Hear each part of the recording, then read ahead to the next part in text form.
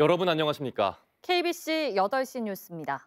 네, 조금 전 서울에서도 전해드렸듯 4명이 숨지고 4명이 다친 여천 NCC 폭발 사고와 관련해 오늘 경찰과 노동부가 압수수색에 나서는 등 강제 수사에 돌입했습니다. 이번 사고와 관련해 플랜트 노조는 공기압 테스트만으로는 이 정도 규모의 폭발이 발생하긴 어렵다면서 철저한 진상규명을 촉구하고 나섰습니다. 이기혁 기자가 보도합니다.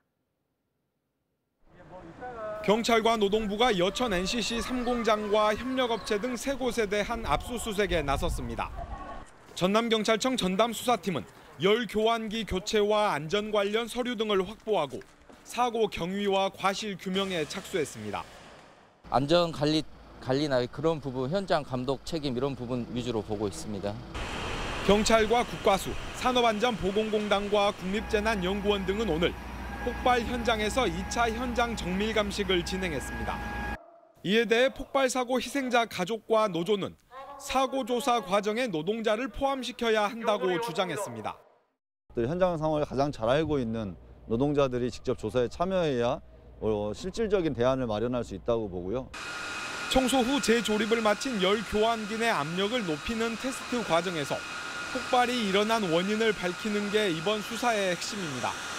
플랜트 노조에서는 공기압을 높이던 중 폭발이 일어났다는 회사 설명과 달리 공기압만으로는 이 정도 폭발이 일어나기 어렵다는 의문을 제기하고 있어 조사 결과가 주목됩니다. KBC 이계혁입니다.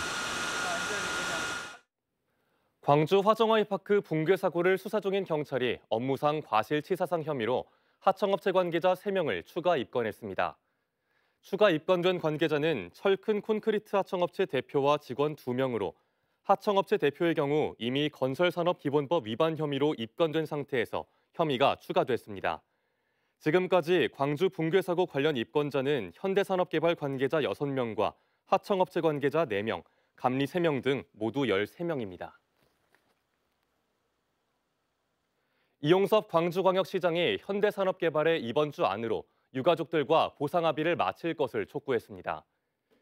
이용섭 시장은 실종자 수습이 완료됐지만 보상 문제로 장례 절차가 무기한 연기된 상태라며 유가족과 흥정하는 식의 협상에서 벗어나 몇 차례 약속한 대로 충분한 보상을 내놓아야 한다고 말했습니다. 이와 함께 붕괴 사고로 피해를 본 156개 인근 상가에 대한 보상 계획도 상인 대책위에 제시하라고 요구했습니다. 코로나 관련 소식입니다. 오늘 저녁 6시까지 광주 전남에서 2,400여 명의 신규 코로나19 확진자가 나왔습니다. 광주에선 북구의 한 병원에서 확진자가 나오는 등 1,520명의 확진자가 나와 지난 4일부터 매일 1,000명 이상의 확진자가 이어지고 있습니다. 전남에선 순천소재병원과 고흥의 한 노인복지센터 등에서 확산세가 이어지는 등 884명이 확진 판정을 받았습니다. 20대 대통령을 뽑기 위한 본격적인 선거운동이 내일부터 시작됩니다. 호남에서 85% 득표로 텃밭을 공고히 하겠다는 민주당과 호남 목표 득표율을 25%로 높여잡은 국민의힘의 준비도 바빠지고 있습니다. 이영길 기자입니다. 20대 대선을 앞두고 각 당 후보들이 일찌감치 후보 등록을 마쳤습니다. 본격적인 선거운동은 내일부터 선거일 전날인 다음 달 8일 자정까지 22일 동안 진행됩니다. 선거운동이 시작되면 자동차와 확성장치를 이용한 연설, 거리 현수막 게시 등이 가능하게 돼 선거 분위기도 고조될 전망입니다. 더불어민주당은 호남 85% 지지를 목표로 선거운동에 돌입합니다. 이낙연 총괄선대위원장이 호남 출정식부터 시작해 수도권으로 올라가며 지지세를 확산시켜갈 계획입니다. 특히 상대적으로 여당 지지율이 낮은 호남의 2030 세대를 중점 공략 대상으로 삼았습니다. 존경하는 광주 시민 여러분, 더 깊이 반성하고 더 넓게 쇄신하겠습니다. 정치 교체에 대한 호남의 명령을 엄중히 받들겠습니다. 국민의힘은 호남 지지율 25%를 목표로 뛰고 있습니다. 단 한 번도 넘지 못한 호남 두 자릿수 득표를 넘어 내친 김에 목표 지지율도 20%에서 5%포인트 올려잡았습니다. 선거운동 개시 전 이른바 열정 열차를 통해 호남 곳곳을 누비는 등 어느 때보다 호남에 공을 많이 들이고 있습니다. 호남의 뜻을 잘 받들겠습니다. 국민의힘 이제 크게 변하겠습니다. 여러분 지켜봐 주십시오.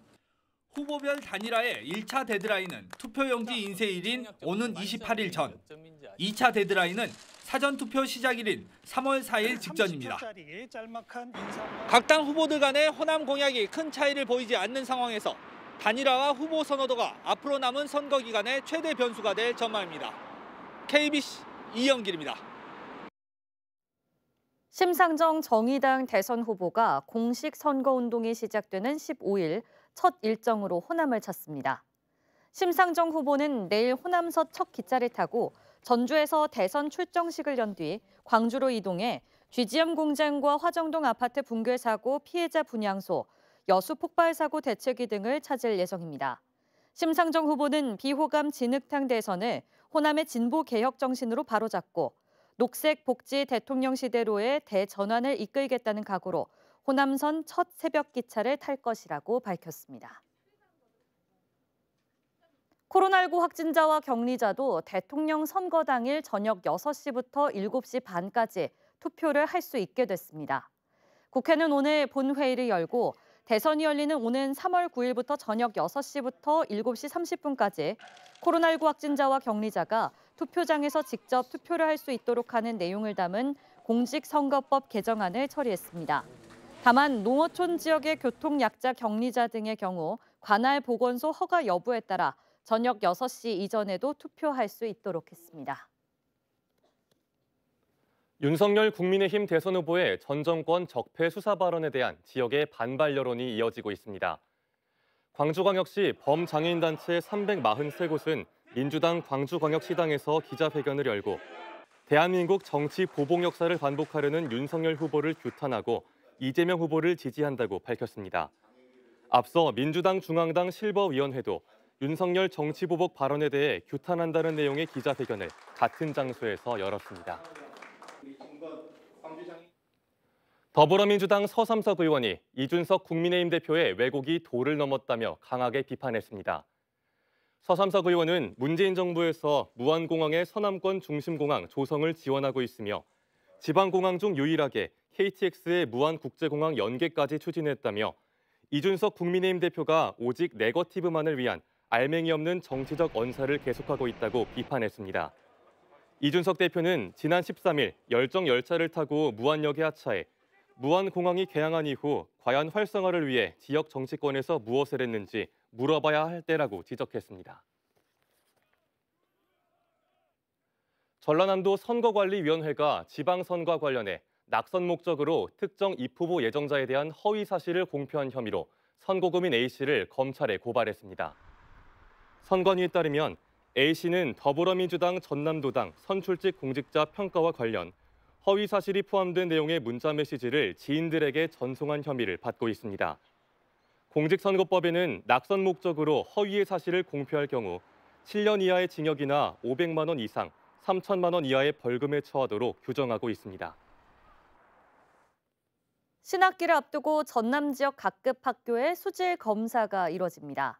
전남보건환경연구원이 실시하는 이번 검사는 866개 학교에 설치한 정수기와 냉온수기 등 음용수기 6,778대를 비롯해 지하수를 음용수로 사용하는 23개 학교가 대상입니다.